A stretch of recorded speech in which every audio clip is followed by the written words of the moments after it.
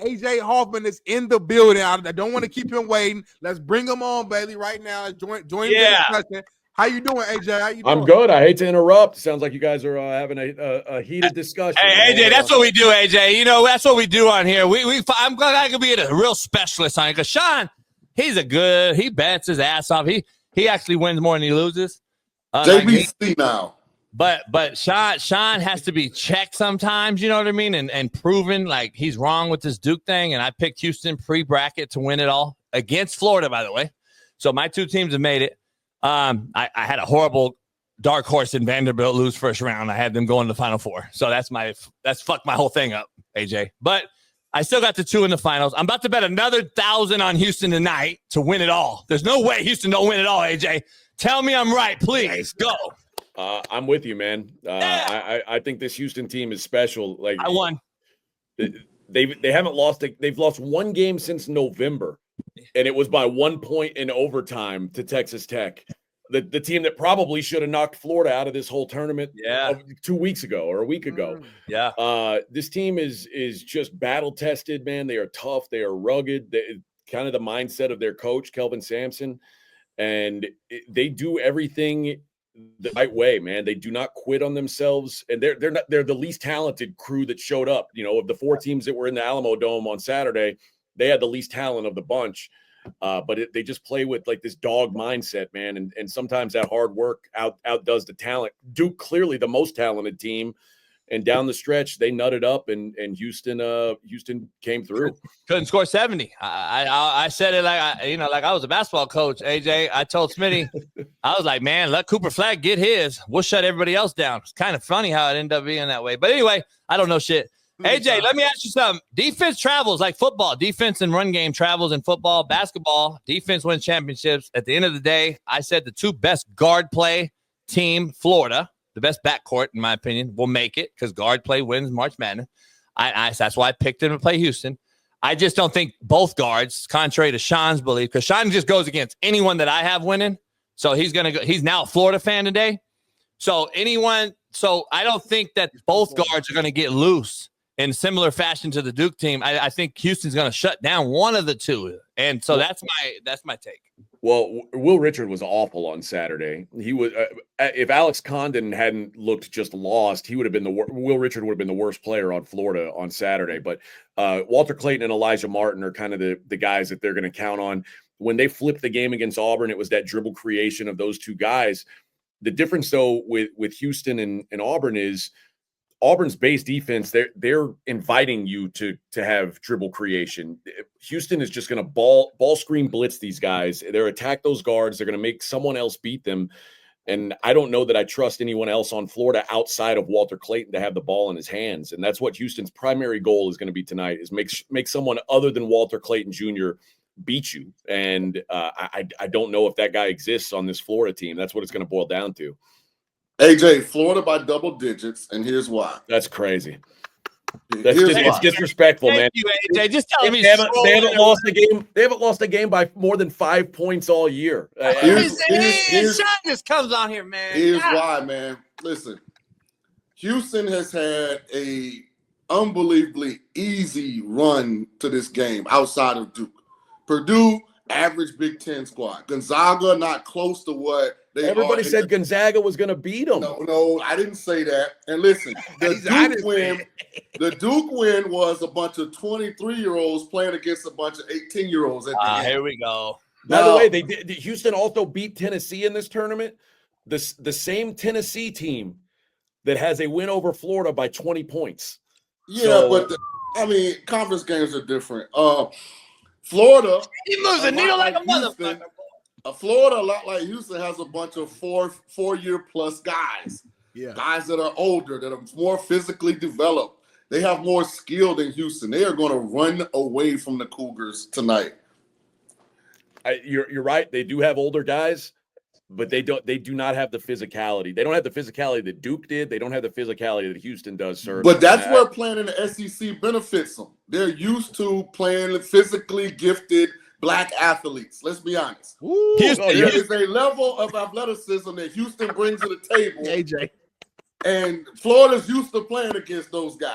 Man, I got to invite you down to Houston, Texas one day. You know that we actually have black folks down here in Texas. Hey, man, I know this, hey, shout out to my guy. Like, hey, AJ, a lot of brothers live in Houston. You said black athletes, right? Like these dudes from Houston have never seen a black athlete before. They're not going to be overwhelmed by this. No, you're taking it the wrong way. What I'm saying is Purdue doesn't play that level of black athlete on a regular. Even Duke, because the ACC was down, does not play the level of athlete that Houston has that exists in the SEC. So I'm saying Florida, on the other hand, is coming from a conference where they're used to being defended by athletic wings that are physical. That was my point. It's not a Houston thing. It was a competition thing. But here's the thing. Go ahead, AJ. The Big 12, like Kansas, Arizona, you think these are all a bunch of slow white teams? I mean, I'm not sure. All having down years. But Texas Tech, I mean, they almost knocked Florida off. That's the Big 12. And remember, these teams have played the same strength of schedule. These teams played the same strength of schedule this year because Florida did nothing in the non-conference. They coasted non-conference, and Houston played against Auburn and Alabama, teams with black athletes, mind you. They pushed themselves in the non-conference to prepare themselves for this time where they would have to see brothers in the NCAA. Florida by 10, AJ. Take the alt line. Hey, Smitty, take the alt line. Florida minus 10. That is a wild prediction, my man. A wild prediction. Wild. AJ, let's dive into it. I didn't know we were on the fucking View today. So let me ask you something real quick, AJ. What you gonna ask him? Shaun, it's crazy. I got to transition real quick. AJ, you dabble into everything. The women. Is Gino Auriemma in the GOAT conversation of all-time coaches? Any sport. Oh God, I don't know. I don't know. I don't know much about. Here's what I know. He wins all the time with the best players. I mean, in college, there's something to getting the best players. If you get the best players, you should win with them. But the guy, like, to me, the guys who are really great have done it with some lesser talent. You know, it's easy to look at Belichick and say, well, he had Tom Brady. But remember, when he got Tom Brady was a late round draft pick that was filling in for his star quarterback that got hurt. I think there is something to, like, I'd like to see somebody win without, having the best. It's real easy to make a 5-star meal when you got 5-star groceries. And but that's I think that's like, to me, that adds to his greatness, because you got to be a great recruiter and coach to be the GOAT, in my opinion. Yeah. If we're considering college, John Wooden, he wasn't winning without Kareem and Walton. Like, you know what I mean? I just think that you have to be a great recruiter too. No doubt. I also think at some point you have to show you can win more than one place. So like a guy like Nick Saban who won at LSU, then went across the street and beat LSU with Alabama's kids. Like, there's something to that. Like, you got outside your comfort zone and you showed that what you do is what's winning, not the name on the jerseys. It's the program that you're creating. I think there's something to that too. So no disrespect to Auriemma, but I mean, to put him in the GOAT conversation, I'm gonna hold up on that. JB, this was his most impressive one because people thought his best player was white. That's what you're gonna say, right? Hey, by the way, Paige is bait. Paige is bait. Shout out to Paige. But this is his most important because people thought basketball had passed him by. Iowa won one, LSU won one, South Carolina had kind of become the new UConn. So for him to kind of reinvent himself and put together this collection of talent, Paige having 2 season-ending injuries, to stick with her, get her confidence, everything back to where it is. I thought this was his most impressive one because of how he had to kind of figure it out again after falling behind the pack. Hey, AJ, I love you. You can have fun with us. We do this shit all the time. We fuck around. But here's the thing I want to ask you, and I want to ask Shaun this. Does Duke lose that game with Coach K? Shaun King? Yeah, because they still got – we still got 3 18-year-olds playing against 24-year-olds. Yeah, like Duke never had a bunch of fucking multi-year guys stay, right? But that's when we were at our best. We have not figured out how to win with the one-and-dones. We couldn't do it with Zion Williamson and R.J. Barrett. We couldn't do it with Paolo Banchero. Even if you go back to Corey Maggette, William Avery, that group that lost to UConn. Our championships have come when our team has been older. We have not figured out the one-and-done era and how to win a championship.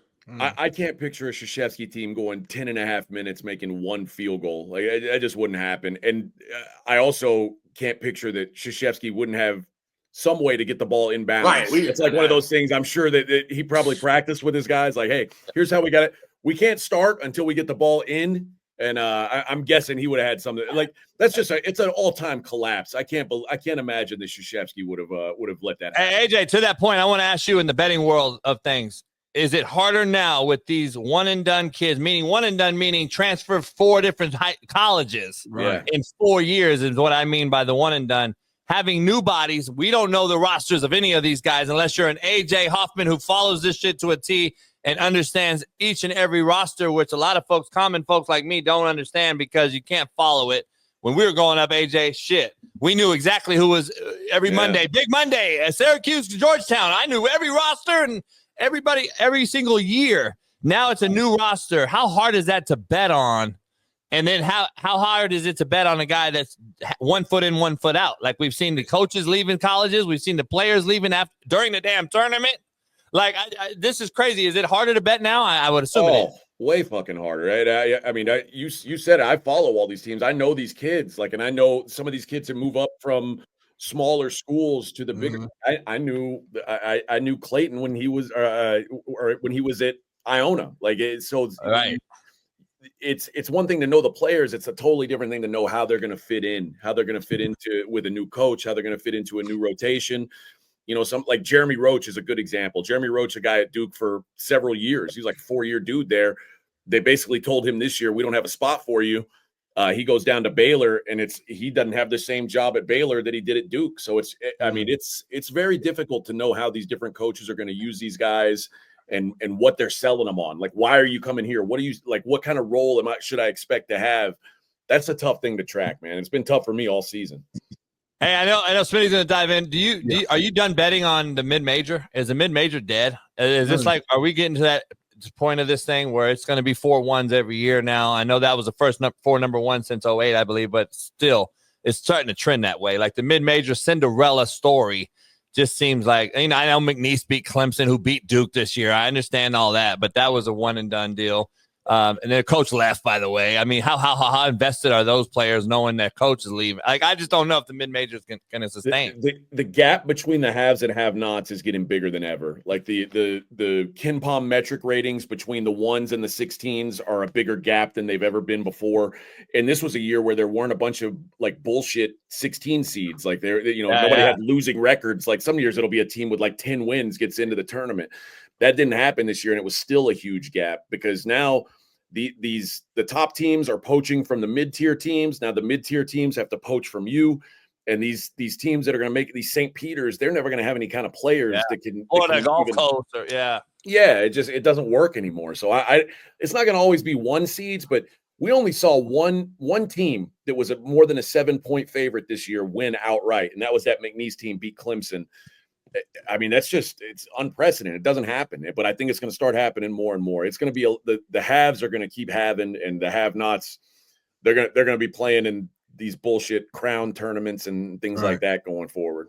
And to that point, I guess, do you think that's bad? Like how bad is that for the sport, or do you think it matters? I don't think it doesn't bother me because at the end of the day, I want to see the best teams playing. Like I'm all for. The first weekend, I don't mind an upset here and there. It's fun. The fucking nightmare scenario is when San Diego State is playing Florida Atlantic and one of those two teams is about to go get beheaded by UConn in the national title game, and everyone knows it. Like at least we've got the 4-1 seeds. I mean, you could have made a really good case for all 4 of these teams being the best team in the country. So I'd much rather have that than have a 10 seed, 2 9 seeds, and a 4 seed in your final 4. Nobody wants to see that, I don't think. So at the end of the day, it's all about, to me, getting the best teams. That's what the championship should be about. That's what we got.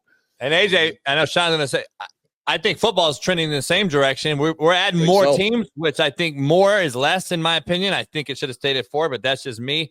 And I think in the women's side of basketball, there's no way 64 teams belong in this tournament. I mean, we saw teams get beat by 100.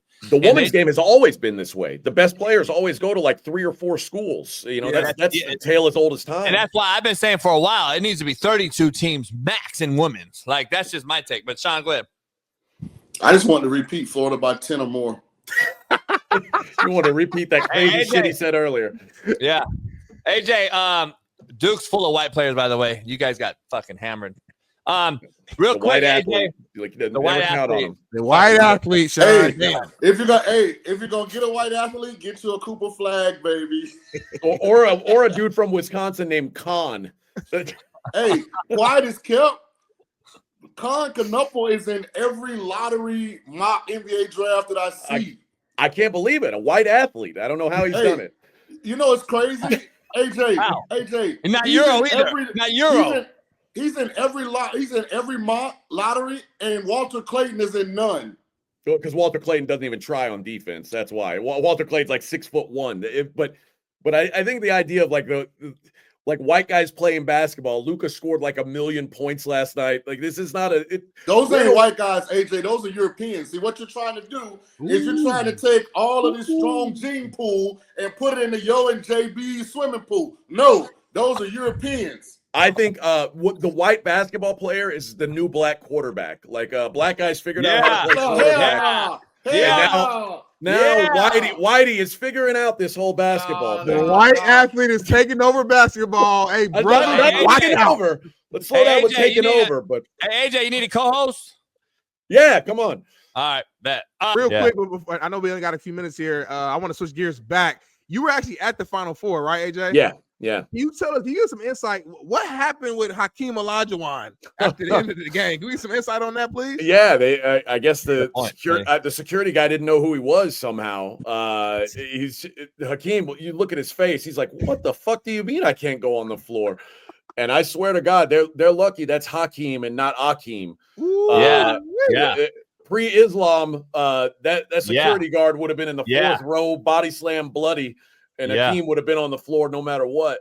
But yeah, AJ, I don't know how they thought he had a sectioned off little, it was him and his kids sitting by themselves. They knew he was like a big noise, and then they didn't want to let him on the floor. I don't know what the hell was going on. Hey, AJ, we had this ongoing. Yes, hey, Shaun, I'm going there. I know what you're about to say because we had this ongoing thing, AJ, going on. Draymond Green and all these young heads talking about, you don't respect us old heads. Well, this is fucking why. You guys don't even know who Hakeem Olajuwon is. No, like, come on, man. We're supposed to respect you.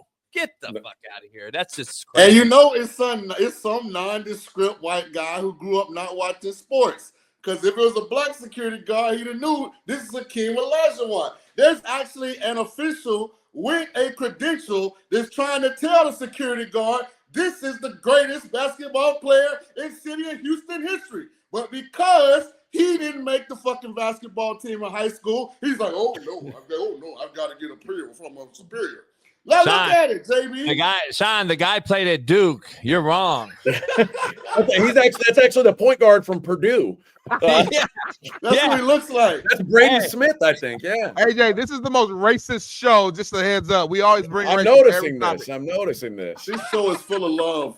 Hey, see, it's the realest show, AJ. We can talk about all these things and still go to the barbershop, get our hair cut. You and I could get our hair cut, we just shave it off, and then they could go get fades. Clips, scissors. We get the clippers.